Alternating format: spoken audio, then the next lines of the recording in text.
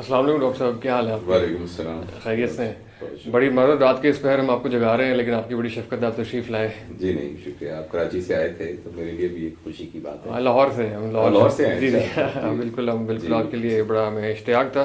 پہلے بھی جنوب پنجاب ایک بار آنا ہوا تھا اور آپ سے بڑی خواہش تھی کہ بھاولپور سے. میں نے بہت سے لوگوں کو پوچھا بھاولپور کی سب سے معروف شخصیت کون ہے. میرا خیال تھا لوگ کسی سیاستدان کا نام لیں گے، کسی اسپورٹس مین کا نام لیں گے، لیکن وہ غالب اکثریت نے آپ کا نام لیا. یہ بڑی حیران کن اور بڑی اچھی بات ہے. لیکن بہاولپور میں بہت بڑے لوگ پیدا ہوئے ہیں. ہاکی میں سمیع اللہ، مطیع اللہ، کلیم اللہ آپ جانتے ہیں. جی بالکل. اور اس کے علاوہ میں قائد اعظم میڈیکل کالج میں پڑھاتا رہا ہوں بہت عرصہ. اچھا. وہاں پرنسپل بھی رہا. تو عاطف بشیر کا آپ نے نام سنا ہوگا، جو ٹو ٹائمز اولمپئن تھے، بیسٹ اولمپک پلیئر، اور پاکستان ہاکی ٹیم کے کیپٹن تھے. ان کا تعلق بھی یہیں سے ہے. اچھا ماشاء اللہ، بڑی زرخیز زمین ہے پھر تو. ویسے بھی آپ نے خود ہی ذکر کیا، ہمارے کو فارمیٹ یہ امید سے شروع کرتے ہیں. بات آ گئی ہے میڈیکل ڈاکٹر آپ تھے، آپ ایک پرنسپل تھے اور آپ ایک تعلیمی سلسلہ تھا آپ کا. یہ ویڈیوز کی طرف آپ کا کیسے آنا ہوا؟ ہم نے تو آپ کو ویڈیوز سے جانا، ویڈیو سے پہچانا، آپ سے استفادہ ہوا. یہ سوال اکثر پوچھا جاتا ہے اور پہلا سوال ہمیشہ یہی ہوتا ہے.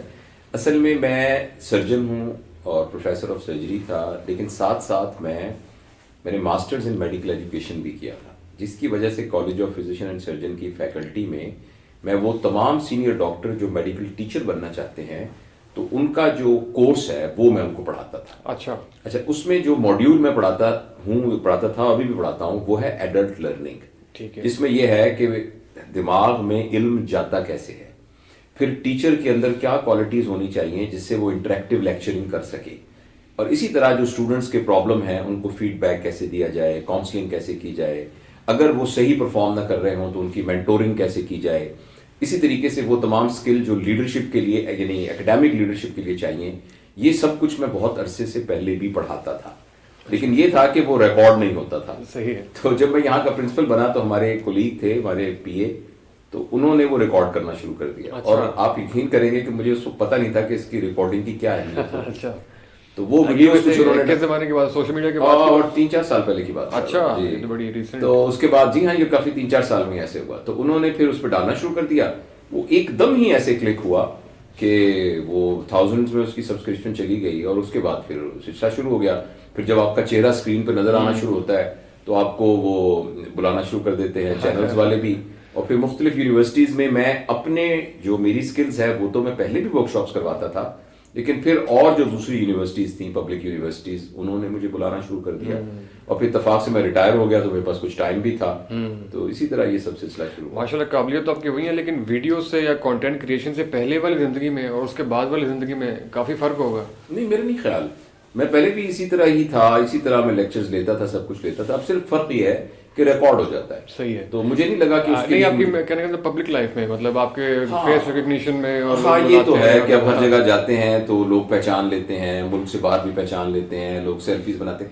شروع میں تو بڑا مزہ آتا تھا اس سے نا کہ ایک دم ایسے بڑا اچھا لگتا تھا کہ یہ لوگ آپ سیلفی بنا. لیکن بعد میں مجھے اندازہ ہوا کہ یہ اس مزہ لینے سے زیادہ یہ ایک ذمہ داری ہے. بالکل. دیکھیے نا، میں ایک ڈاکٹر ہوں، اگر کسی کو غلط ٹیکہ لگا دوں، وہ ایکسپائرڈ ٹیکہ ہو یا اس کو ضرورت نہ ہو یا اس کا روٹ غلط ہو یا ڈوز غلط ہو اور اس کو کچھ ہو جائے ایکشن، تو یہ میں اس کا رسپانسبل ہوں نا. تو اس سے بھی زیادہ خطرناک بات یہ ہے کہ میں مائک پہ بیٹھ کے کوئی ایسی بات کہہ دوں جو کہ 10,000 20,000 1 لاکھ لوگوں تک جا رہی ہو اور وہ ان کے دماغ کے اندر کوئی نیگیٹیوٹی کریٹ کر دے. تو یہ اس سے بھی زیادہ خطرناک بات ہے. کیونکہ کسی انسان کا ایک چینج ہو جانا یہ بہت خطرناک بات ہے نیگیٹیوٹی کی طرف. تو اس لیے میں اب تو اس کو ایک بہت ذمہ داری سمجھتا ہوں، اور میں سمجھتا ہوں کہ وہ تمام لوگ جو آپ بھی اس میں شامل ہیں کہ جو کہ سوشل میڈیا پر ہیں، ان کو اس بات کا بہت خیال رکھنا چاہیے کہ یہ جو ان کے منہ سے نکلے ہوئے لفظ ہیں یہ تیروں کی طرح ہیں. تو یہ ایکچولی صحیح نشانے پہ لگنے چاہیے. کہیں ایسا نہ ہو کہ یہ نشانہ لگنے کی بجائے کسی اور جگہ پر لگ جائیں. تو اس لیے بہت ضروری، تو میں تو اس کو بہت ذمہ داری سمجھتا ہوں. یہ آپ نے بہت ہی زبردست بات کی. پچھلے دنوں انٹرنیشنل پوڈ کاسٹ ڈے تھا، اس پہ ایک مارننگ شو میں جانے کا اتفاق ہوا. میں نے وہاں گزارش کی کہ اتنی زیادہ رسپانسبلٹی والا کام ہے کہ ہم چلے جائیں گے، ہماری ویڈیوز بھولتی رہیں گی. ہمارے بہت سارے مرحومین ہیں کہ ان کی باتیں جو ہیں تو یہ آپ کے صدقہ جاریہ ہی بن سکتی ہیں، جس طرح آپ نے بیان فرمایا، اور بہت سے لوگ جو ہیں. تو لیکن رسپانسبلٹی کا ایلیمنٹ آپ دیکھ رہے ہیں ہمارے کریٹرز میں ابھی ذرا اس کے ساتھ جو پیسہ انوالو ہو گیا ہے نا، اس کی وجہ سے جو اکانومی کا پرنسپل ہے نا، وہ تو یہ ہے کہ جو چیز بکتی ہے نا اس کو بیچا جائے. صحیح ہے. دیکھیے نا، اگر آپ مٹھائی کی دکان پہ جاتے ہیں تو جو مٹھائی بیچنے والا آپ سے کبھی بھی نہیں کہتا کہ بھائی جان پہلے یہ بتائیں کہ آپ کو شوگر ہے کہ نہیں.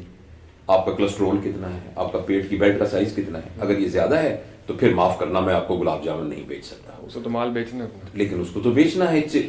لیکن جیسے میں ڈاکٹر ہوں, میرے پاس کوئی کہے ڈاکٹر صاحب میں اپینڈکس کا آپریشن کروانے آیا ہوں, تو میں پہلے دیکھوں گا کہ اس کو اپینڈکس کی آپریشن کی ضرورت ہے بھی کہ نہیں ہے. تو یہاں بھی اس بارے میں بہت ذمہ داری کی ضرورت ہے کہ میری ایک ویڈیو جس میں ایک نیگیٹو کلچر ڈیولپ ہو رہا ہے, ویلیو سسٹم ڈسٹارٹ ہو رہا ہے, اخلاقیات کے اوپر بہت نیگیٹو اثر پڑ رہا ہے, لیکن اس کے ملینز آف فالوورز, اس کے یعنی کلکس آ رہی ہیں اور جس کے ساتھ ڈالرز میں پیسے آ رہے ہیں, کیا یہی ایک موٹیویٹنگ فورس ہونی چاہیے ہمیں کریٹ کرنے کی, یا کریشن وتھ سم پرپز ہو؟ اس وقت پاکستان کے اندر ایک بہت کیوس اور بہت زیادہ بے ترتیبی ہے اس سلسلے کانٹینٹ کریشن میں. جی ہاں, اور میرا یہ خیال ہے کہ یہ زیادہ عرصے رہے گی نہیں, کیونکہ جو آڈینس بھی ہوتی ہے نا, آپ دیکھیے کہ جیسے زمانہ گزرتا جا رہا ہے لوگوں کا اٹینشن سپین بہت کم ہوتا جا رہا ہے, بالکل ایسے, اور بہت جلدی وہ چیزوں سے اکتا جاتے ہیں. تو اس طرح کی جن کو میں فضولیات, مطلب کیا فضولیات میں اس لحاظ سے کہہ رہا ہوں کہ انٹرٹینمنٹ فضول نہیں ہوتی چیز, لیکن وہ انٹرٹینمنٹ جو آپ کے اخلاق اور مزاج کے اوپر یا آپ کی ویلیو سسٹم کو چینج کر دے, وہ بہت خطرناک ہے. تو کچھ عرصے کے بعد مجھے اس بات کی امید ہے کہ اس کا ایک پلیٹو آ جائے گا اور آہستہ آہستہ لوگوں کو بھی سمجھ میں آ جائے گا اور وہ بہت چوزی ہو جائے گے. اب چونکہ ایک چیز ویسے ہی نا, جیسے بارات کے اندر پیسے پھینکتے نا, ایسے پھینک رہے تو سب لوٹ رہے ہوتے ہیں, تو اس وقت یہ والا منظر ہے. ہاں نہیں بالکل, لیکن یہ ہو جائے گا ٹھیک. درست نشاندہی فرمائی. بلکہ میں ایک جونیئر کانٹینٹ کریٹر کے بلکہ آپ کے سامنے کر دوں, جو آپ نے بات کی کچھ نہ کچھ ہونا شروع ہو گیا ہے. اب لوگ جو ہے نا وہ بہت سارے پرینکس یا روسٹنگ کو دیکھنے کے بجائے آپ جیسوں کو سننا زیادہ پسند کرتے ہیں. اور جو پچھلے والی بات تھی, میں اس میں بھی یہ کہنا چاہ رہا تھا کہ شہرت سے پہلے والی زندگی اور بعد والی, یا کیمرے سے پہلے والی زندگی اور بعد والی زندگی, وہ میں اس پوائنٹ پہ لانا چاہتا ہوں کہ آپ جیسے شاید اچھے لوگ اور بھی ہوں, لیکن وہ کیمرے پہ آنا ابھی تک پسند نہیں کر رہے. وہ کہتے ہیں کہ یار اس میں مجھے ضرورت نہیں ہے یا مجھے اس کی عادت نہیں ہے. تو آپ ایسے مزید اپنے ایسے لوگوں کو موٹیویٹ کرنا چاہیں گے؟ ایک زمانے میں یہ کہا جاتا تھا کہ آپ نے جو کچھ زندگی برتی ہے نا, اس کو کتاب کی شکل میں آپ لے کے آئیے. بالکل. اور یہ ایک بہت بڑا اعزاز ہوتا تھا لوگوں کا کہ وہ اپنے آخری عمر میں اپنی آپ بیتی لکھتے تھے, اور یہ ایک بہت بڑی معاشرے کے لیے کنٹریبیوشن ہوتی تھی. دیکھیں نا, آپ کی ایک زندگی ہے, آپ اپنی ایک زندگی گزاریں گے, لیکن اگر آپ نے کسی ایک شخص کی سوانح عمری پڑھی ہے تو آپ نے ایکچولی 2 بندوں کی زندگی گزار لی. بالکل. تو اسی طرح اگر آپ نے 10 کتابیں پڑھی ہیں تو آپ نے 10 زندگیاں گزار لی. تو ایک زمانے میں یہ بات کہی جاتی تھی, اور ابھی بھی اس بات کی بہت اہمیت ہے. لیکن اب چونکہ کتاب سے لوگوں کا تعلق کم ہو گیا ہے, تو میں تو ابھی بھی یہی کہوں گا کہ کتاب سے تعلق ہونا چاہیے. لیکن چونکہ یہ مزاج موجود نہیں ہے, تو وہ تمام لوگ جو اس زندگی کے اس سفر سے گزرے اور اس میں ان کو جو تجربات ہوئے, اور زندگی کے تجربات ہمیشہ یونیک ہوتے ہیں. جو آپ کی زندگی ہے نا, وہ بس آپ ہی کی زندگی ہے, اور پھر اس زندگی کو جس نظر سے آپ نے دیکھا اور زندگی نے جیسے آپ کو برتا اور آپ نے جیسے زندگی کو برتا, وہ بالکل یونیک ہے. تو میرا یہ خیال ہے کہ ہم میں سے ہر شخص کو اس دنیا سے جانے سے پہلے اپنے تجربات کو سامنے رکھنا چاہیے. اور یہ جو سوشل میڈیا, یہ بڑا زبردست اپرچونٹی ہے. کتاب چھپوانے کے لیے تو پیسے خرچ ہوتے ہیں نا, تو یہاں تو آپ کو ایک موبائل لینا ہے اور اس میں آپ کو بیان کر دینا ہے, اور آپ نے پھر اس کو ہوا میں پھینک دیا, یعنی جس کو ٹیکنیکلی کہتے ہیں باڈی آف نالج, آپ نے باڈی آف نالج میں تھرو کر دیا. اب جس کے بھی کام آ جائے, تو جیسے آپ نے بیج پھینک دیا, ایسے جب بارش آئے گی تو وہاں سے پودے اگ جائیں گے. بالکل زبردست, خوبصورت بات. آپ خود بھی ایسے کرتے ہیں, موبائل اٹھاتے ہیں, بناتے ہیں, خود آپ کرنا شروع ہو گئے تھوڑا بہت ایسے. اب تو یوز ٹو ہو گئے ہوں گے, شروع میں مشکل لگتا ہوگا. جی. چلے زبردست ہے. شہرت کیسی چیز ہے ڈاکٹر صاحب؟ ویسے یہ بہت سے لوگوں سے ہینڈل ہوتی نہیں ہے, اوبیسلی آپ نے بڑا اچھا اس کو میچور لی. تو یہ شہرت کو ہینڈل کرنا کتنا آسان؟ اصل میں پہلے بھی کی پوسٹس کے اوپر تھا. جب میں پرنسپل تھا تو ظاہر بھاگپور جیسے شہر کے اندر جو پرنسپل آف میڈیکل کالج ایک کی پوسٹ ہوتی ہے. پھر میں چونکہ جو میری اسپیشلٹی ہے لیپروسکوپک سرجری, یہ بھی پاکستان میں جو شروع کے لوگ تھے میں ان میں سے تھا. تو میں وہ تھوڑا سا وہ جو ایک ٹیسٹ آف وہ ہے نا شہرت, اس کو تو پہلے میں نے کیا تھا. لیکن میں زندگی میں یہ سمجھتا ہوں کہ انسان کے شعور کی تربیت میں یہ بات بہت اہم ہے کہ اپنے آپ کو وہ اس چیز سے آئیڈینٹیفائی نہ کرے جو وہ نہ ہو. جیسے principal Quaid Azam medical college تو میں نہیں ہوں, میں تو جاوید اقبال ہوں. Principal Quaid Azam medical college کی مجھے ذمہ داری دی گئی ہے. یہ ملک کا صدر ہے, خود یہ صدر نہیں ہے, اس لیے عارف الوی ہیں. ہاں, ان کو صدارت کی ذمہ داری دی گئی ہے.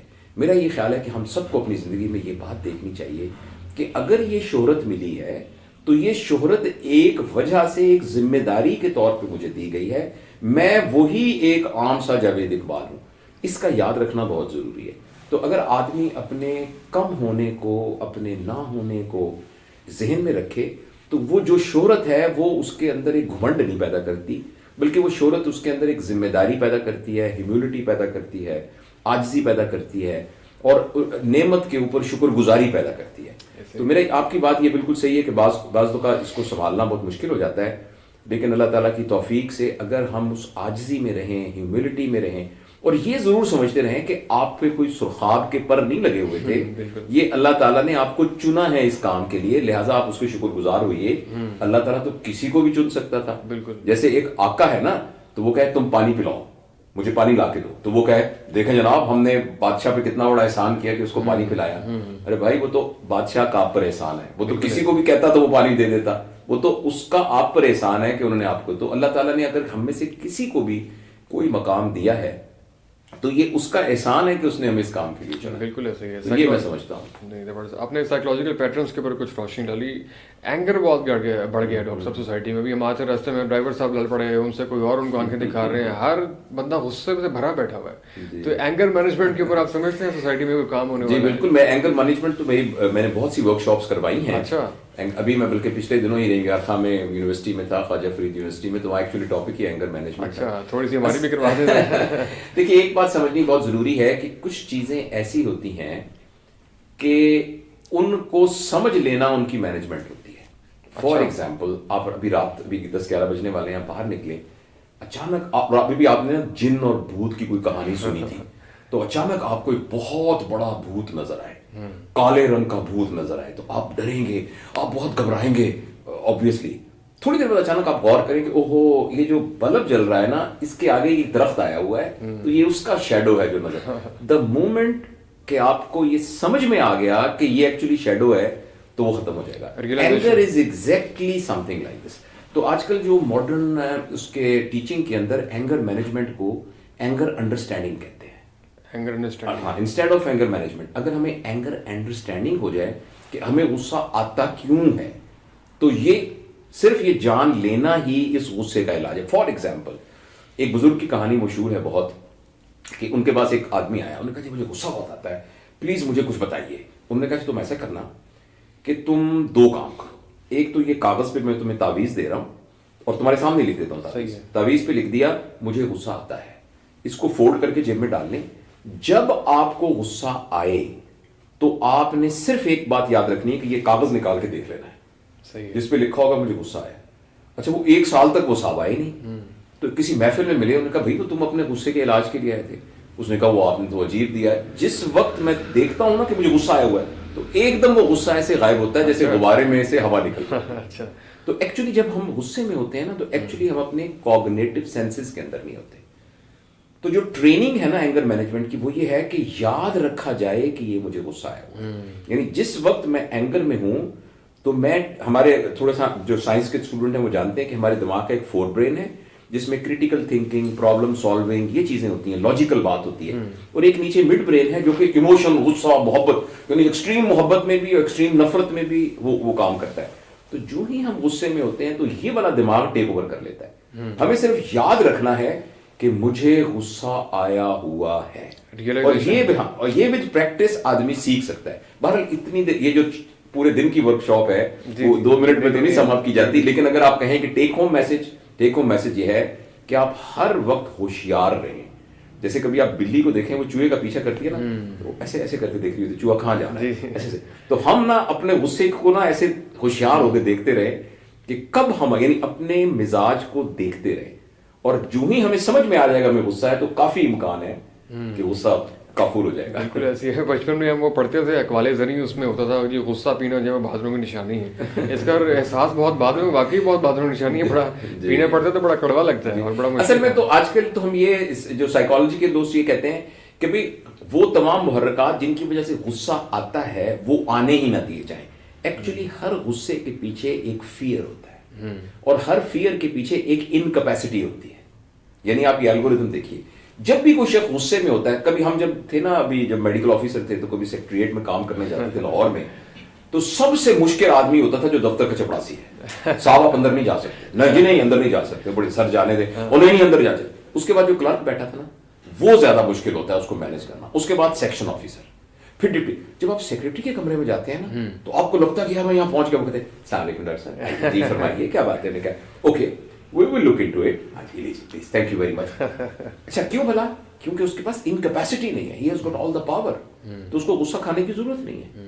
تو اس لیے جب بھی ہم غصے میں ہوتے ہیں تو ہم ایکچولی بلیم کرتے ہیں اوروں کو, لیکن ایکچولی ہمارے اپنے اندر انکیپیسٹی ہوتی ہے. جیسے میرے بچے میرا کہنا نہیں مان رہے, یہ پڑھتے نہیں ہیں, یہ تو ایکچولی وہ ماں کیا کہہ رہی ہے کہ میں انکیپیبل ہوں ان بچوں کو ہینڈل کرنے کی, بات من ماننے کی. بالکل ہاں, تو ہماری اپنی کیپیسٹی کا ایشو ہوتا ہے جو ہمیں اینگر ملے گی. بالکل. ڈاکٹر صاحب یہ غصے سے ہٹ کے جذبات اور ایموشنز جو ہیں اوور آل اس کی کیا اہمیت ہے؟ اس کے تو بہت سے جذبات جو ہیں وہ مطلب مطلوب ہوتے ہوں گے, ریکوائرڈ ہوتے ہوں گے. غصہ جو ہے خیر ایک انوانٹیڈ ایموشن ہے, لیکن جذبات کی اوور آل کیا امپورٹنس ہے؟ دیکھیے سمجھنے کی یہ ضرورت ہے کہ جب میں آپ سے ابھی ملا نا تو آپ سے پہلے میری فون پہ بات ہوئی جی, تو آپ کے اندر داخل ہوتے ہی آپ نے مجھے ایک دم گریٹ کیا, السلام علیکم. تو میرے ذہن میں ایک احساس ہوا, پلیزنٹ احساس ہوا کہ بھئی بہت پیارے ماشاءاللہ نوجوان ہیں, مجھ سے ملنے کے لیے آئے. تو جب بھی ہمیں کوئی نیا ہمارے اوپر کوئی چیز وارد ہوتی ہے نا تو وہ سب سے پہلے احساس ہوتا ہے. احساس کے بعد پھر خیال ڈیولپ ہوتا ہے. خیال اور احساس میں فرق یہ ہوتا ہے کہ خیال کی لینگویج ہوتی ہے اور احساس کی کوئی لینگویج نہیں ہوتی. احساس صرف ایک کیفیت, جیسے خوشبو ہو نا تو مجھے احساس ہوتا ہے, جبکہ خیال, پھر مجھے خیال آیا کہ یہ فضان بڑے اچھے نوجوان ہیں, کمپیٹنٹ ہیں, اور ان کا ابھی انہوں نے فلاں کا بھی پوڈ کاسٹ کیا تھا, تو میرے ذہن میں خیال ہے. خیال کے بعد جو خیال ہوتا ہے نا, اگر آپ اس کو ایک آبجیکٹ سمجھیں تو ہر خیال کا ایک سایہ ہوتا ہے, اور وہ جو خیال کا سایہ ہے اس کا نام ایموشن ہے. اگر آپ کے بارے میں میرا خیال ایک اچھا والا ہوگا تو میرے ایموشن ہوں گے محبت, رسپیکٹ, افیکشنیٹ ہونا, یہ والے ہوں گے. اچھا اگر فرض کریں اس کی اپوزٹ ہوتا, کسی وجہ سے میں آپ کے بارے میں میری اوپینین غلط ہوتی یا آپ مجھے اوفینڈ کرتے, تو میرے ذہن میں آپ کے بارے میں ایک نیگیٹو خیال آتا. اب جو ایموشن پیدا ہوتے وہ یہ پیدا ہوتے, نفرت, غصہ, فرسٹریشن, یہ. اچھا یہ ایموشن کانسیکوینسز ہیں, یہ ریالٹی نہیں ہے, یہ ریزلٹ ہے, یہ سایہ ہے. تو آپ کبھی بھی سائے کو چھوٹا بڑا نہیں کر سکتے, آپ آبجیکٹ کو چھوٹا بڑا کرنا پڑتا ہے. تو یہ ذہن میں رکھنا چاہیے کہ ایموشنز انایویٹیبل ریزلٹ ہیں خیالات کا. جب بھی ہمیں خیال آئیں گے ایموشن ہوں گے ہی ہوں گے, اور وہ ہونا کوئی بری بات بھی نہیں ہے. اگر ایک نیگیٹو سرکمسٹانسز ہے تو مجھے غصہ آ سکتا ہے. اصل میں اہم بات جو ہے, یہ بہت ہی ضروری بات سمجھنے کی ہے, نیگیٹو ایموشن اگر چارج ہو جائے تو وہ غصے کا باعث بن جاتا ہے. اچھا, اور جو پوری ٹریننگ ہے وہ اس بات کی ہے کہ ہم اس ایموشن کو چارج نہ ہونے دیں. اور چارج نہ ہونے کی نمبر 1 ٹیکنیک یہ ہے کہ ہم اپنے ایموشن کے بارے میں اویئر ہوں. لہٰذا ایموشنل انٹیلیجنس کی ڈیفینیشن, ایک آدمی ایموشنلی انٹیلیجنٹ ہے, اس کا کیا مطلب ہے؟ اس کا مطلب یہ ہے کہ میں اپنے خیالات کو خود دیکھ رہا ہوں اور ان خیالات کے نتیجے میں جو جذبات آ رہے ہیں ان کو سمجھ رہا ہوں. اس کی وجہ سے جو آپ کے ذہن میں خیالات آ رہے ہیں میں ان کو سمجھ رہا ہوں, اور جو آپ کے جذبات ڈیولپ ہو رہے ہیں ان کو بھی سمجھ رہا ہوں, اور ان کے انٹرپلے کو بھی سمجھ رہا ہوں. اگر یہ بات میں سمجھ رہا ہوں گا تو ہمارے ریلیشن کبھی بھی خراب نہیں ہوں گے, اور معاملے کو میں ہمیشہ سلجھا لوں گا, الجھاؤں گا نہیں. تو اس لیے جو ایموشنز کے بارے میں یہ ہے کہ آپ ایموشنز کو ڈینائی نہیں کریں, ایموشن کو انڈرسٹینڈ کریں. اور جب ایموشن کو انڈرسٹینڈ کریں تو اپنی گفتگو میں اس ایموشن کا اظہار کریں. جیسے فار ایگزامپل آپ کا بچہ ہے, وہ آپ سے کہتا ہے ابو میں اس گھر میں نہیں رہنا چاہتا, مجھے نفرت ہے سے, میں یہ گھر چھوڑ کے جا رہا ہوں, میری یہاں کوئی وقت نہیں ہے. اب ایکچولی وہ بچہ نہ گھر چھوڑ کے جانا چاہ رہا ہے, نہ اس کو گھر سے نفرت ہے, نہ وہ یہ سمجھتا ہے کہ اس کی وقت نہیں. اس بیچارے کا نا ویکیبلری کا پرابلم ہے, اس کے پاس وہ الفاظ نہیں ہے جس پہ وہ یہ کہہ سکے کہ ابو آپ نے بہت سارے مہمانوں کے سامنے جب مجھے ڈانٹا تھا تو میں بہت ہرٹ فیل ہوا تھا, اور آپ کو ایسا نہیں کرنا چاہیے تھا. وہ یہ کہنا چاہتا ہے. اسی طرح جو گالیاں ہوتی ہیں مغلظات, کو کسی کو بری گالیاں, ماں بہن کی گالیاں, آپ کے خیال میں وہ جو کہہ رہا ہوتا ہے اس کو وہی مطلب ہوتا ہے؟ بالکل نہیں. بالکل. تو وہ کیا کہنا چاہ رہا ہوتا ہے؟ وہ کہنا یہ چاہ رہا ہوتا ہے کہ آپ کی اس بات سے میں بہت ہرٹ ہوا ہوں, میری ایکسپیکٹیشن تھی کہ آپ ایسا نہیں کریں گے, آپ نے ایسا کیوں کیا. لیکن اس بیچارے کو اس کے الفاظ کا پتہ نہیں, تو لہٰذا آپ کے جواب لمبا ہو گیا, لیکن باٹم لائن اس کی یہ ہے کہ ہم سب کو اپنے جذبات کو سمجھ کر اس کا اظہار کرنا آنا چاہیے. اچھا, اظہار کرنا ضروری ہے. اگر اظہار نہیں کریں گے تو ہمارا ریلیشن تباہ ہوگا. فرض کریں میں یہاں آتا, میں اسی مثال, اور آپ کے بارے میں میری ایک بہت نیگیٹیوٹی ہوتی, یا آپ مجھے اوفینڈ کر دیتے کسی بات سے, یا میں اتنا ویک ہوتا کہ میں اوفینڈ ہو جاتا, تو اگر میں ایموشنلی انٹیلیجنٹ ہے تو میں یہ کہتا کہ دیکھیں احمد, میں یہاں اس کام سے آیا تھا, لیکن میں نے یہ محسوس کیا ہے, تو میں آپ کے ساتھ یہ شیئر کرنا چاہتا ہوں کہ مجھے یہ بات بہت ہرٹ ہوئی ہے, اور میں سمجھتا ہوں کہ آدھی رات کو میں آیا تھا اور اس طرح سے جو آپ نے کیا یہ ٹھیک نہیں تھا, تو میں آپ کو یہ بتانا چاہتا ہوں. اب اس کے جواب میں کیا ہوگا؟ اس کے جواب میں آپ فوراً مجھے اس کی جسٹیفیکیشن دیں گے. یا تو یہ ثابت ہو جائے گا کہ واقعی آپ نے ایسا کیا, ایسی صورت میں آپ ہو سکتا ہے مجھے کہیں کہ اوکے سر ذرا غلطی ہو گئی, اس طرح میں واقعی میں کچھ تھکا ہوا تھا. یا یہ ہو سکتا ہے کہ میں میں غلط ثابت ہو جاؤں اور آپ مجھے کنونس کر لیں کہ نہیں آپ کو ایسا لگا تھا نہیں. ایسی صورت میں ہم بہت پکے دوست بن کے ایک دوسرے کے ساتھ یہاں سے جائیں گے. لیکن اگر فرض کریں میں آپ سے ناراض ہوا اور میں نے پھر دل میں رکھ کے کچھ کہا, بس جلدی سے ٹال ٹول کے میں نے کہا, تو اس سے ہمارے درمیان ایک نفرتوں کی پارٹ, پھر میں 6 بندوں کے سامنے کہوں گا کہ یار یہ احمد سے یہ ایسے, یو نو واٹ آئی مین. اس لیے بہت ضروری ہے کہ معاشرے کے اندر اور خاص طور پہ ہمارے بچوں کو اپنے جذبات کا اظہار مناسب الفاظ میں کرنے کی تربیت دی جائے, اور ہم بھی جذبات کا اظہار کریں. Very important. دیکھیں نا, ساس اور بہو کی لڑائی ہوتی ہے نا, فار ایگزامپل کمیونیکیشن گیپ ہوتا ہے. تو اب ساس نے یوں دیکھا, منہ پرے کر لیا, بہو نے میں کر لیا. اب بہو نے محلے کی 6 عورتوں کو بتایا کہ میری ساس بڑی فضول ہے, جس میں سے 5 نے واپس اگلے دن ساس کو بتاتے رہے, اور ساس نے آگے 15 فیملی کی خواتین کو بتایا کہ کیسی میں فضول عورت اپنے گھر میں بہا کے لے آئی. اچھا, لیکن اب اس نے جب آگے بات کہے گی تو وہ اتنی بدلی ہوئی بات ہوگی کہ نفرت بڑھتی جائے گی. اس سے بہت بہتر تھا کہ وہی بہو کہتی کہ اماں آپ نے وہ بات کی نا اس طرح سے, تو ہو سکتا ہے میرے اندر غلطی ہو, لیکن مجھے لگ رہا ہے غلطی نہیں, پلیز آپ مجھے سمجھائیں کہ آپ نے مجھے اس وقت کہا تھا کہ تم تو بہت ہی ایک لالچی لڑکی ہو, تو وہ مجھے پلیز بتائیں آپ نے کیوں کہا تھا. اتنی ہمت کہنی بہت ضروری ہے. تو یہ اگر آ جائے تو معاشرے میں بہت سدھار ہے. تو یہ کمیونیکیشن گیپ تو پھر بہت سارے مسائل کی جڑ ایک طرح سے جو آپ نے نشاندہی کی ہے. کمیونیکیشن گیپ تو یہ تو ہمیں بچوں کو سکھانا چاہیے, اور اس کا طریقہ ہے بچوں کو سنب نہیں کرنا چاہیے. جب بچہ کچھ کہنے لگے نا, امی میں آپ سے ایک بات کرنا چاہتا ہوں, چپ کرو سر. بچے کو چپ کرانے کا مطلب یہ ہے, دیکھیں جب میں اور آپ ایڈلٹ ہیں نا, اگر آپ مجھے بھی کوئی ٹاسک دیں سوچنے کا, تو میں کہوں گا یار ذرا چپ کرو میں سوچ رہا ہوں, چلو میں سوچ رہا ہوں. اچھا, بچے میں یہ بالکل الٹا ہوتا ہے. بچہ جب سوچ رہا ہوتا ہے تو بول رہا ہوتا ہے. اچھا, اسی لیے چھوٹے بچے کہتے ہیں ابو میں ادھر گیا, ادھر پھول کے اوپر یوں آ گیا آلو, یہ کیوں ہوا؟ ایکچولی میں اور آپ بھی اسی طرح سوچ رہے ہیں. اگر میں اور آپ بھی بولنے لگ جائیں تو لوگ ہمیں پکڑ کے پاگل خانے میں بھرتی کر دیں گے. اب ابھی دیکھیے جتنے خیالات آ رہے ہیں نا ہمارے, وہ اتنے ہی رینڈم ہیں جتنے بچوں کے ہیں, لیکن ہم نے سیکھ لیا ہے کہ اس کو اندر ہی رکھنا ہے. بچے جب بول رہے ہوتے ہیں تو وہ سوچ رہے ہوتے ہیں. جب ہم بچوں کو کہتے ہیں نا بولو مت, تو ہم یہ نہیں کہتے کیپ کوائٹ, ہم اسے کہتے ہیں سوچو مت.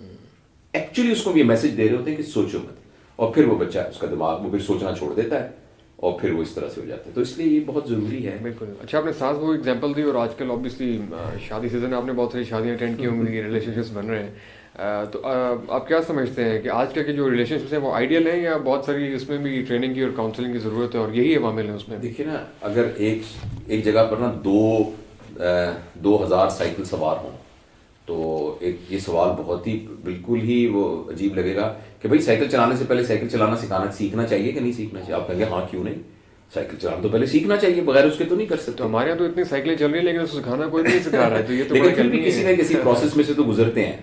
لیکن اب آپ دیکھیے نا کہ ایک بچی ہے, اس کو آپ نے میڈیکل کالج میں ڈاکٹر بنا دیا, اور ایک لڑکا ہے جس کو آپ نے انجینئرنگ یونیورسٹی میں انجینئر بنا دیا, اور وہ ساری زندگی اس نے ایف ایس سی میں نمبر لیے پتہ نہیں 1100 میں سے 1050, اور اس نے وہ لیا. پھر ایک دن ایسا انہوں نے سوچا کہ اب اس بچے کی شادی کر دینی چاہیے, اور اس سے پہلے اس کو بالکل نہیں پتا. اور پھر شادی کا کیسے طے ہوا کہ بھئی ایک فلاں صاحب ہیں, ان کی وہ بیٹی ہے ڈاکٹر, تو ان کے اچھا چلے ہم ان کے گھر آئیں گے. تو انہوں نے کہا بھی آج ہمارے گھر کچھ لوگ دیکھنے کے لیے آ رہے ہیں.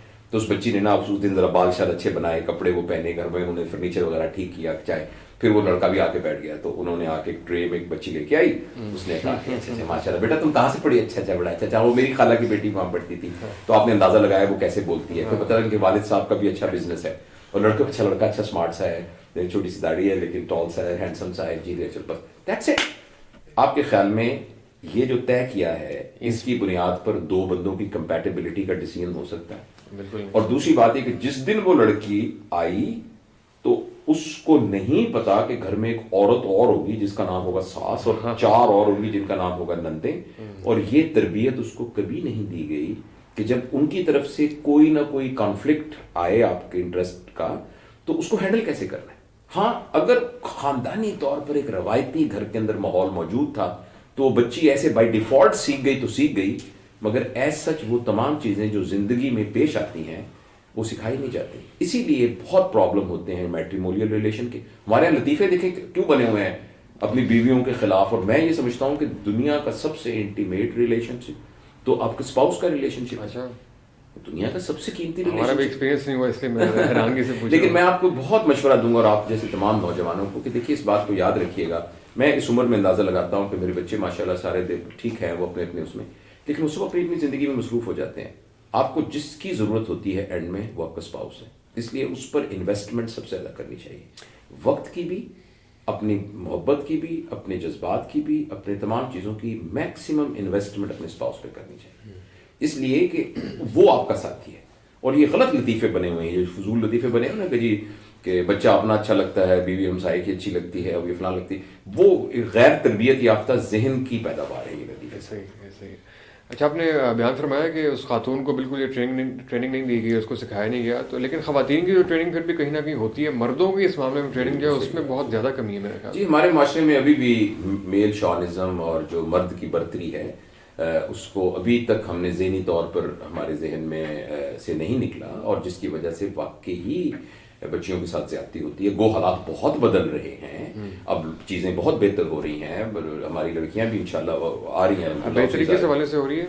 بہتری اس لیے سے ہو رہی ہے, لوگوں کے اندر اویئرنیس کریٹ ہو رہی ہے نا کہ بیٹیاں کسی طور پر کم نہیں ہیں بیٹوں سے, اپنی صلاحیتوں میں بھی نہیں ہیں, اور اس بات پر کہ جی بیٹے سے میری نسل پھیلے گی اور بیٹی میری فلاں ہے تو اور یہ بیٹا تو سنبھالے گا, بیٹی نہیں سنبھالے گی, تو یہ باتیں اب غلط ثابت ہو رہی ہیں, اور یہ پتہ لگ رہا ہے کہ بیٹیاں بھی اسی طریقے سے کنٹریبیوٹ کر سکتی ہیں. مگر یہ تب ہوا ہے جب ہم نے لڑکیوں کی تعلیم کو ایک ضروری سمجھا ہے, جب ہم نے بچیوں کو امپاور کیا ہے کہ وہ اپنے فائنینشلی امپاور ہوں, ان کے اندر فائنینشیل امپاور ہونے کا پوٹینشیل ضرور ہونا چاہیے, تاکہ کوئی ان کو نا اس بات پر دھوس نہ دے سکے کہ تم تو بھی ڈیپینڈنٹ ہو ہمارے اوپر.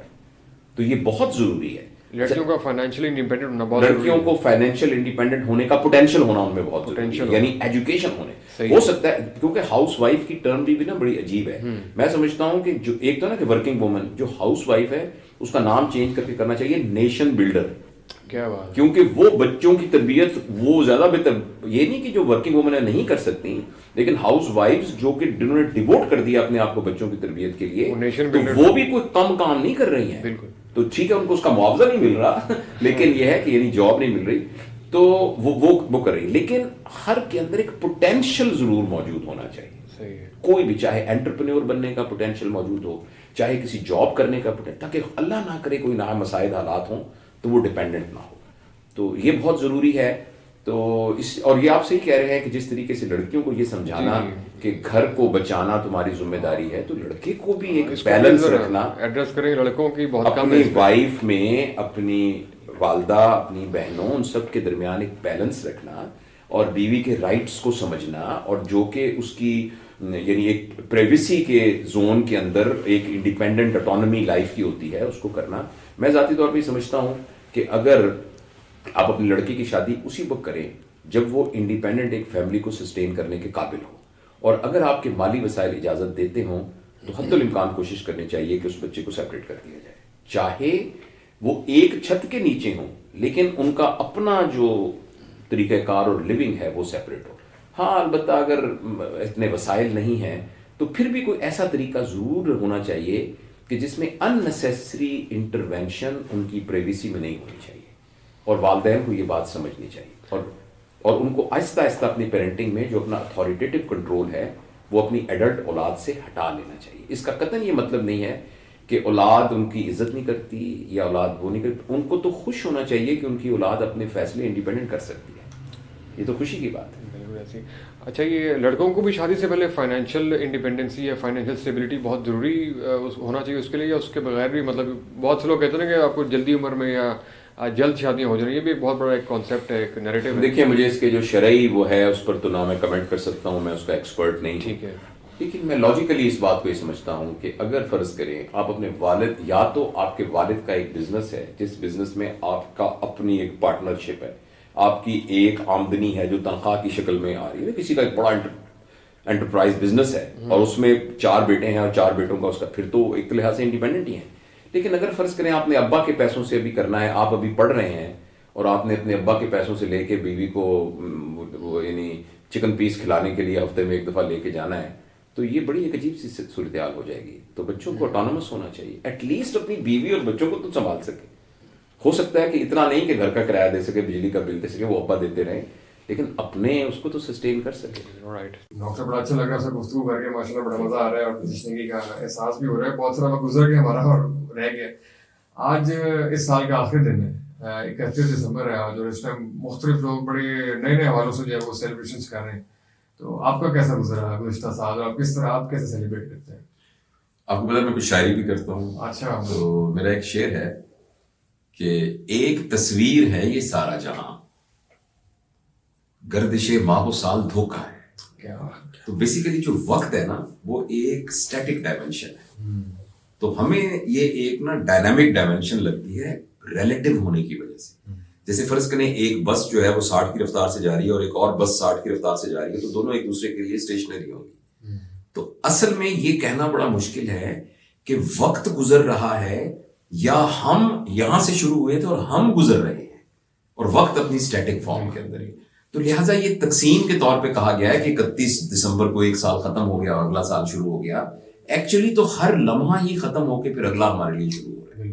تو اس لیے لوگ نیو ایئر ریزولوشن اور یہ اس طرح کی باتیں کرتے ہیں, تو ٹھیک ہے اپنے آپ کو ڈسپلن کرنے کے لیے بعض اوقات اس طرح کے لینڈ مارک کر لیے جائیں, لیکن میں ذاتی طور پہ یہ سمجھتا ہوں کہ ہمیں اپنا محاسبہ اور اپنے ریزولوشنس کو یعنی ہر روز کرنا چاہیے. اور دیکھیں جو دنیا میں بڑے لوگ تھے نا, ان کی بڑی نشانی, اس کو غور سے سنیے گا بات کو, کہ ایک آدمی اپنی پوری زندگی کو 70 سال کی زندگی کو دیکھ کے نہ بناتا ہے. جو بڑے لوگ ہوتے ہیں نا وہ زندگی کو چھوٹے چھوٹے سیگمنٹس میں ڈیوائڈ کر دیتے ہیں, اور وہ ایک ایک سیگمنٹ کا حق ادا کرتے ہوئے اگلے سیگمنٹ میں گزر سکتے ہیں. میرے جیسے بندے جو ہیں سال کا سیگمنٹ بنا لیتے ہیں اور کہتے ہیں ہر سال کا ریزولوشن ہو, کچھ لوگ مہینے کا ریزولوشن, اور جو اللہ کے ولی ہوتے ہیں نا وہ یہ کہتے ہیں, آپ نے یہ سنا ہوگا, جو دم غافل سو دم کافر. یہ سنا ہے نا آپ نے؟ جی. جو دم غافل سو دم کافر, سانو مرشد اے سمجھایا ہو. دم کا مطلب ہے بریتھ, یعنی میری زندگی کا یہ جو اسمالسٹ یونٹ ہے, یہ اگر غفلت میں گزرا تو اس کا مطلب ہے اتنا والا میں کافر ہو گیا. تو جو اللہ کے بڑے لوگ ہیں نا وہ ایک ایک بریتھ میں اپنا محاسبہ کرتے ہوئے آگے چلتے ہیں. لیکن چلو ہم کمزور لوگ ہیں, کم از کم سال کا ہی محاسبہ کر لیں, تو سال میں بیٹھ کے آدمی ایک دیکھ لے کہ کن ایریاز میں, اور اگر آپ نے اس کو کہنا ہے کہ بھئی فریم ورک کو بتایا جائے, پہلا فریم ورک ہے ہماری انسان کے جسم کے 4 ڈفرنٹ ڈائمینشنز ہیں. ایک ہے ہماری فزیکلٹی, تو ہم یہ دیکھ لیں کہ پچھلے سال میں نے اپنی صحت پر جو انویسٹمنٹ کیا تھا اس دفعہ کیا کیا ہے, یعنی میں نے کھانے کی ترتیب ٹھیک کی ہے کہ نہیں, سونا میرا ٹھیک ہوا ہے کہ نہیں, میں نے ایکسرسائز کی ہے کہ نہیں کی, میں نے کوئی کھانے میں بد پرہیزیاں تو نہیں کی. تو اپنے فزیکل ڈائمینشن کو دیکھ کے اگلے سال کے لیے بنا لے کہ بھئی 1-2 گھنٹہ واک کیا کروں گا, گھنٹہ واک کیا کروں گا, ایکسرسائز کیا کروں گا, یہ کھایا کروں گا, یہ نہیں کھایا کروں گا. دوسرا ہمارا انٹلیکٹ ہے, یعنی پہلی ہماری فزیکلٹی ہے, دوسرا ہمارا انٹلیکٹ ہے. اور انٹلیکٹ میں یہ ہے کہ پچھلے سال میرے علم میں کتنا اضافہ ہوا, کون سی چیزیں تھیں میں نے نہیں پڑھی, اس دفعہ نہیں پڑھی. ایک بہت اہم بات ہے جو ہمارے مسلمان بہن بھائی یہ بات دیکھ رہے ہیں, مجھے لگتا ہے غیر مسلم بھی دیکھ رہے ہیں ہمارے بہن بھائی, کہ ہم سب نے اپنے انٹلیکٹ کے ساتھ نا ایک بہت بڑا ظلم کیا ہے. دنیا میں واحد ایک کتاب ہے جو دنیا میں سب سے زیادہ پڑھی جاتی ہے, اور وہ واحد کتاب ہے کہ جس کو پڑھنے والے کی اکثریت اس کو سمجھ نہیں رہی ہوتی.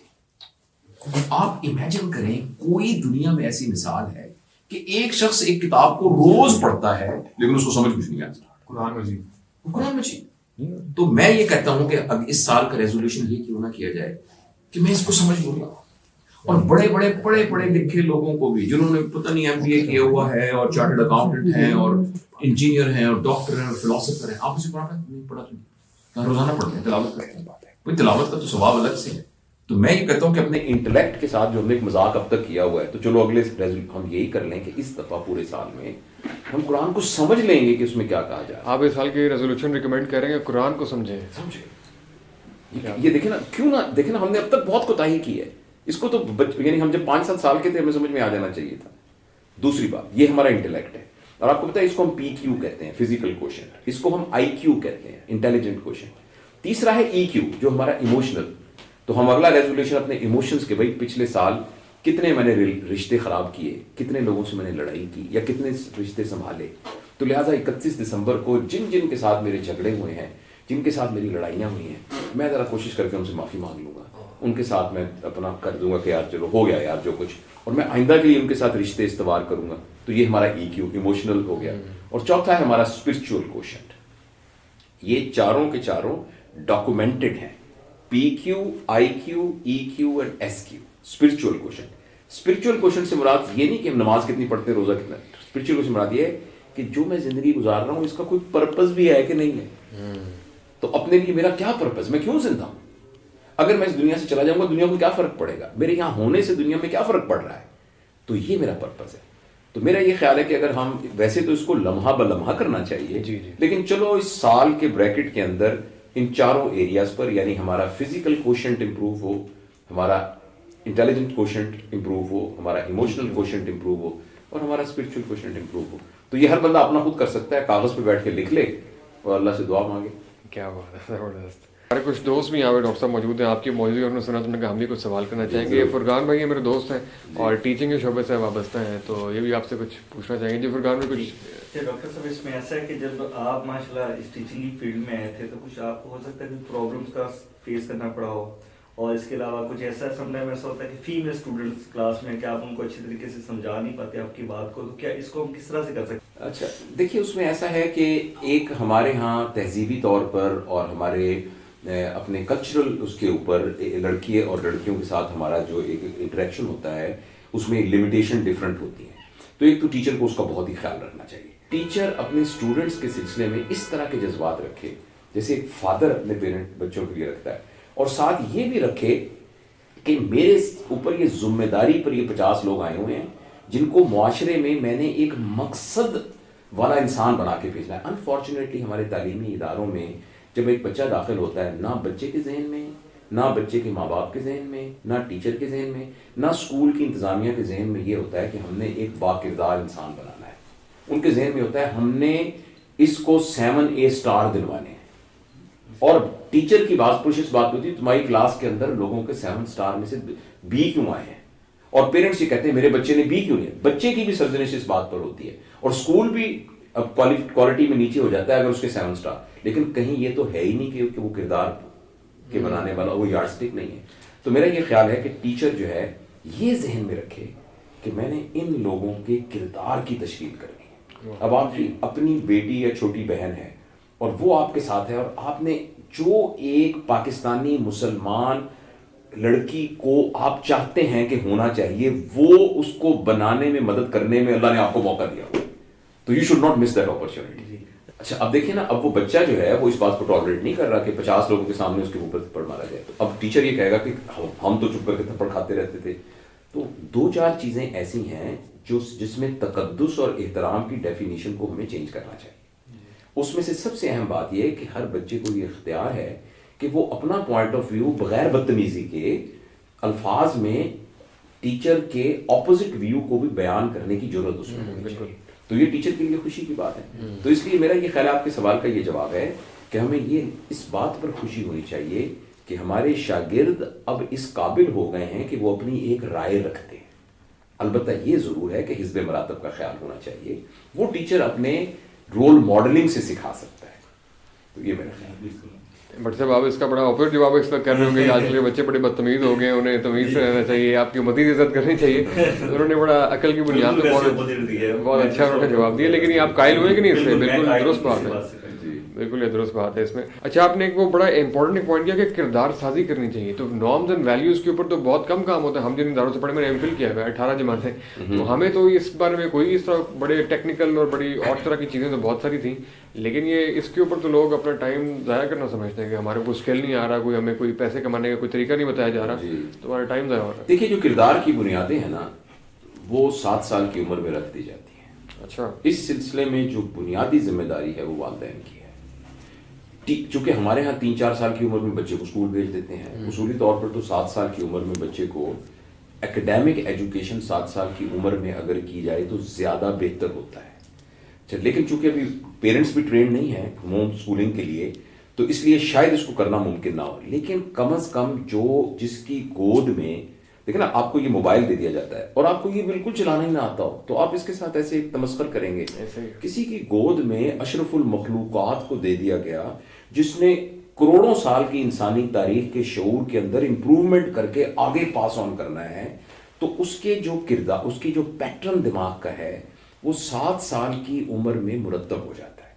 तो 7 साल का पीरियड बच्चों की जिंदगी में वाइटल है.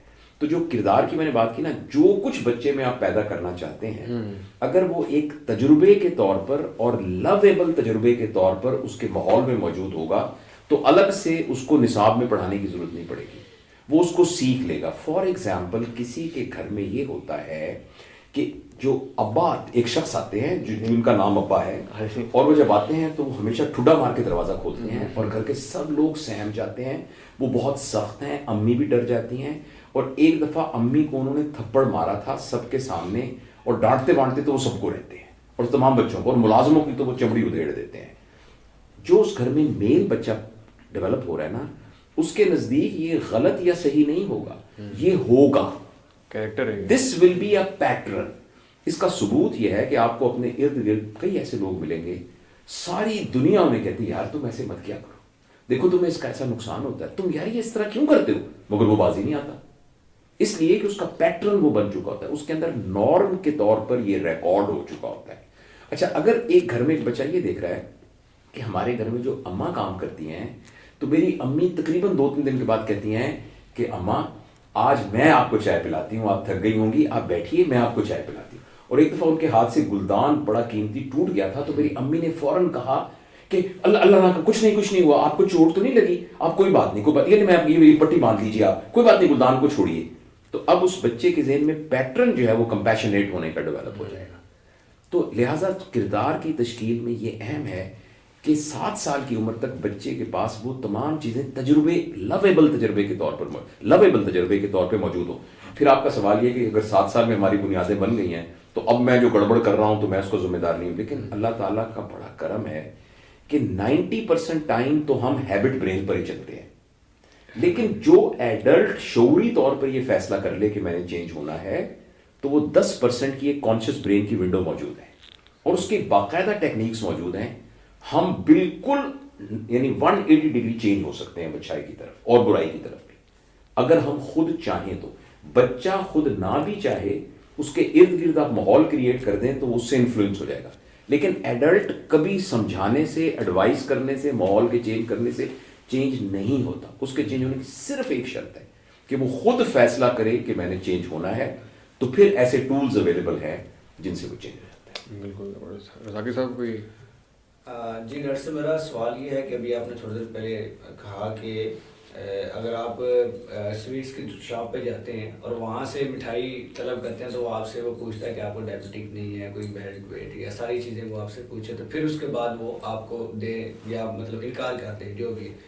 लेकिन हम एजुकेशन सेक्टर में देखते हैं कि स्टूडेंट को जब भी मतलब बुलाया जाता है या दाखिले की एडमिशन ओपन होते हैं, तो फिर उसमें एक लाइन लगी होती है कि भी आप आ जाओ, आप आ जाओ, आप आ जाओ, और अगले बुलाने वालों ने भी दरवाजे खोले होते हैं सिर्फ इसीलिए कि एक तरह से अच्छी दुकानदारी चलाने के लिए. और आप माशाल्लाह से मतलब एजुकेशन भी हैं, इस हवाले से कैरियर काउंसलिंग के हवाले से भी आपकी वीडियोस मौजूद हैं. एक लफ्ज़ हमने अपनी इस पूरे पॉडकास्ट में बार बार यूज़ किया है, वैल्यू सिस्टम. मेरे ख्याल में ये की वर्ड है. वैल्यू सिस्टम वो रूह होती है माशरे में जो ये डिटरमिन करती है कि इस माशरे में नंबर 1 क्या है, नंबर 2 क्या है, नंबर 3 क्या है, नंबर 4 क्या है, किस बुनियाद पर लोग बड़े होंगे, किस बुनियाद पर लोग छोटे होंगे. میری اب عمر مئی میں 62 سال ہو جائے گی, 62 ایئرس.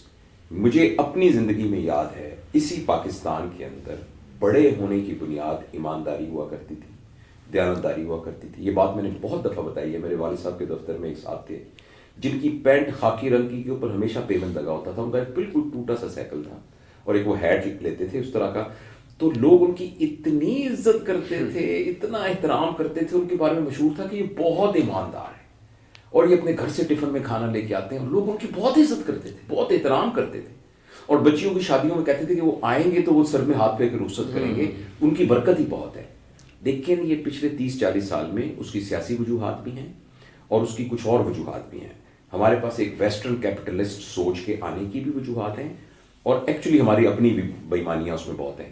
پچھلے 40 سال کے اندر ہمارے ملک کا ویلیو سسٹم اپ سائڈ ڈاؤن ہو گیا ہے. اب وہ بڑا ہے جس کے پاس پیسہ ہے, لہٰذا ہر بندہ بڑا ہونا چاہتا ہے. اگر آپ معاشرے میں نمبر 1 یہ ہے جو ایماندار ہے وہ بڑا ہے, ہر بندہ دعا کرے گا یا اللہ میرا بچہ ایماندار ہو. وہ خود بندہ کوشش کرے گا کہ یار میں ایماندار کیسے بنوں, کیونکہ بڑا ہونا تو ہر ایک کی خواہش ہے. لیکن جب بڑا ہونا پیسے سے متعلق ہو گیا, ابھی بھی آپ ایمانداری سے دیکھ لیں کہ کسی دفتر میں آپ بیٹھے ہوئے, ایک آدمی نکلا ہے جس نے بڑی سی گاڑی میں نکلا ہے, سوٹ پہنا ہوا ہے, برانڈیڈ گھڑی پہنی, تو دکاندار کا بھی رویہ اس کے بارے میں بالکل ڈفرینٹ ہوگا. اور ایک بزرگ سا آدمی آ رہا ہے جس کی اینک کے اوپر یہاں تھوڑا سا وہ دھاگا بندھا ہوا ہے, ٹوپی ہے, تو اس کے بعد رویہ ڈفرینٹ ہوگا. یعنی وہ یعنی کسی جو بنیاد ہے وہ ظاہری ساری اس کی وضاحت ہے نا, جس کا پیسے سے تعلق ہے. تو اسی یہ جو آپ کے سوال کا جواب میں نے اتنی طویل اس لیے باندھی ہے کہ جب معاشرے میں روپیہ پیسہ قدر اول ہوگا تو لوگ پیسے کی بنیاد پر اپنی پالیسیاں بنائیں گے. اس میں سے نہ صحت کا محکمہ استثنا ہے, نہ بیوروکریٹس استثنا ہے, اور نہ تعلیم استثنا ہے, نہ کاروبار استثنا ہے. تو ہم اس بنیاد کو چینج کریں گے تو یہ سب کچھ چینج ہوگا. زخم کے اوپر پٹی رکھنے سے صرف زخم منتقل. ڈاکٹر صاحب بڑی آپ کو درست بات ہے, لیکن آپ کی اس بات سے میرے ذہن میں ایک آبزرویشن میری چھوٹی سی آ رہی ہے کہ لوگ جب آن دا کنٹری ایک امیر اور ایک غریب آدمی کی جب بھی ایکسیڈنٹ ہو اور وہاں پہ ہجوم اکٹھا ہو جائے تو قصور ہمیشہ جو ہے وہ امیر کو ٹھہرایا جاتا ہے. ایک جیلسی بھی آپ سمجھتے ہیں کہ لوگ جو ہے وہ امیر ہونے کو بہت کوئی اچھا شگونی سمجھتے ہیں آن دا بیسس آف جیلسی, اور جو ایک امیر آدمی سے بلا وجہ کی نفرت بھی کی جاتی ہے ہماری سوسائٹی میں. یہ بھی ایک موب سائیکالوجی ہوتی ہے, موب سائیکالوجی. جی. تو یہاں جو موب ہے نا اکثریت, ہاں جی, وہ بیچارے وہ ہیں جو ہیو ناٹس والے ہیں, وہ ہیں جو ہیوز والے وہ تھوڑے ہیں, الیٹ تھوڑے ہیں. تو وہ یہ ایک موقع, مطلب آپ نے خود اس کا جواب دیا ہے, تو اس کی کوئی اور بھی اس پہ اسٹڈی کیا جا سکتا ہے, لیکن اس کی نفسیاتی وجہ یہی ہوتی ہے کہ لوگوں کا یہ خیال ہوتا ہے کہ یہ پہلے سے ہی استحصال اس کا ہو رہا ہے, تو شاید یہ وہ, مگر اس کی وجہ نفسیاتی ہے. اس پورے مجمع میں کچھ لوگ لاجک والے ایسے ہوں گے جو یہ دیکھیں گے کہ قصور کس ہے. لیکن یہ فیکٹر ہے نا ویسے, مطلب کسی بڑی گاڑی جا رہی ہو تو کہتے ہیں جی حرام کا پیسہ جی اس کے پاس, ویسے ایک بلا وجہ کی بھی تھوڑی سی بس وہ تو ہماری ایک نفسیاتی جو ایک تربیت نہیں ہوئی اس کی وجہ سے ہے. تھینک یو ڈاکٹر صاحب, بڑا اچھا لگا. جی ضرور. چھوٹا سا سوال, سوسائٹی بھی ہے ہر طرح سے, لیکن زیادہ مطلب مظلومیت کا حوالے سے جو ہوتا ہے نا وہ اس کا وائف کی طرف یہی جھکاؤ ہوتا ہے لوگوں کا, کبھی میں بھی اس کے ساتھ زیادتی ہو رہی ہے اس طرح سے, کیا مطلب وہ؟ جی نہیں ایسا نہیں ہے. اصل میں نا ایک مجھے شاید اس سے تھوڑی سی غیر متعلقہ بات ہو, جب انسانی شعور لوور لیول پر ہوتا ہے نا تو وہ گروہ کے ساتھ ہوتا ہے, گروہی مفادات. جیسے ایک وکیل نے ایک ڈاکٹر کو تھپڑ مارا, ڈاکٹروں نے سب نے مل کے ان کے چیمبر جلا دیے, اور ایک ڈاکٹر نے وکیل کو کیا تو وکیلوں نے آ کے لاہور کے ایک ہسپتال میں جو مریض جن کے ڈرپیں لگی تھیں ڈرپیں کھینچ کے رکھ دی. اب وہ سچ کے ساتھ نہیں ہے, گروہ کے ساتھ ہے. اس طرح آل پاکستان ٹیچر ایسوسی ایشن, آل پاکستان کلرک ایسوسی ایشن, تو اس طرح ہمارے ہاں بھی نا گروہ, مرد اور عورت کو گروہ کے طور پر, تو لوگ نا گروہی مفاد, جب معاشرہ شعوری طور پہ ہلکا ہوتا ہے تو وہ سچ کے ساتھ نہیں ہوتا, وہ گروہ کے ساتھ ہوتا ہے کہ جی ہمارے جٹ بھائی کو کسی نے کیوں کر دیا تو سب کٹھے ہو گئے, ہمارے رائم بھائی کو کسی نے کر دیا کٹھے ہوئے. تو اس کے پیچھے نا وہ والی معاشرے کی شعوری کیفیت کا کم ہونا ہے. ادروائز تو ہمیں سچ کے ساتھ ہونا چاہیے. ایک انسیڈنٹس کے اندر ہو سکتا ہے کہ ایک عورت کسی کا استحصال کر رہی ہے اور کسی میں مرد کر رہا ہو, تو وہ انڈیویجول ہوتا ہے, لیکن بحیثیت مجموعی عورتیں بہرحال استحصال میں رہی ہیں ہمارے وہاں اور پوری دنیا میں رہی ہیں بحیثیت مجموعی.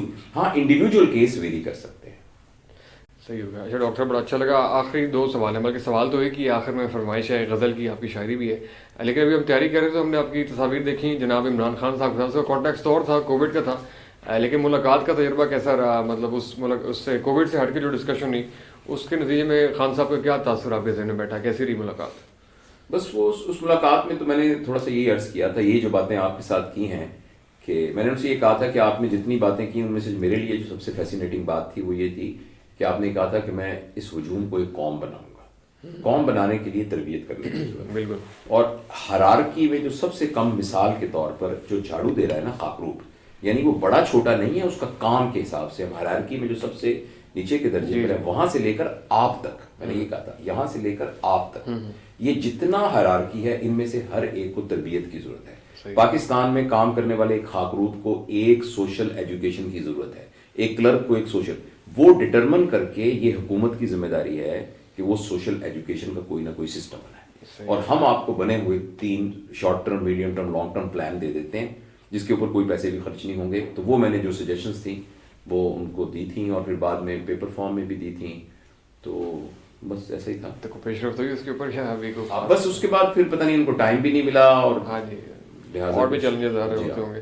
ڈاکٹر صاحب بہت شکریہ. آخر میں آپ کی شاعری بہت زبردست سنتے رہتے ہیں, اس کے بڑے آپ خود بھی شاید اپنی ساری شاعری سنتے ہو ٹک ٹاک کے اوپر بیک گراؤنڈ میوزک کے ساتھ, تو کوئی اچھی سی غزل یا کوئی شاعری پلیز عطا کریں ہمیں. جی میں آپ کو ایک غزل سناتا ہوں کہ ملتا کسی کو دشت میں سایہ کبھی نہیں, کیا ملتا کسی کو دشت میں سایہ کبھی نہیں, جس وقت جس نے آنا ہو آیا کبھی نہیں. کیا کرتا ہوں میں بھی کار زمانہ ضرورتاً, کرتا ہوں میں بھی کار زمانہ ضرورتاً, لیکن یہ مشغلہ مجھے بھایا کبھی نہیں. کیا اور دل نے کبھی شعور کی بے حرمتی نہ کی, اور عقل نے بھی دل کو ستایا کبھی نہیں. واہ. میں کیا کروں کہ ذہن میں آتا ہے وہ سوال جو دوسروں کے ذہن میں آیا کبھی نہیں. کیا اور حالات بس میں ہو گئے لیکن مزاج نے اس دور بے بسی کو بھلایا کبھی نہیں. کیا اور اس کو نہیں, یہ اور بات ہے کہ میں جاتا ضرور ہوں لیکن کسی نے مجھ کو بلایا کبھی نہیں. کیا بات ہے, لیکن اور اس کو نہیں ہے شوق کسی اہتمام کا, میں نے بھی اپنے گھر کو سجایا کبھی. کیا بات ہے, میں نے بھی اپنے گھر کو سجایا کبھی نہیں. بہت شکریہ ڈاکٹر صاحب, بڑا اچھا لگا آپ سے گفتگو کریں. امید ہے کہ آپ دوبارہ بھی اگر کبھی زحمت دیں تو ضرور تشریف لائیں گے. لاہور آئے تو بتائیے گا, انشاءاللہ آپ کی بھرپور خدمت کریں گے. ڈاکٹر جاوید اقبال صاحب, آپ نے گفتگو سنی ہے, انشاءاللہ اس گفتگو نتیجے میں بہت ساری جو ہے وہ آپ نیو ایئر کی ریزولوشنز بنا سکتے ہیں, بہت ساری اپنی اصلاح کر سکتے ہیں, اپنا جائزہ لے سکتے ہیں. تو انشاءاللہ آپ سے اگلے ایپیسوڈ میں ملاقات ہوتی ہے. Thank you so much.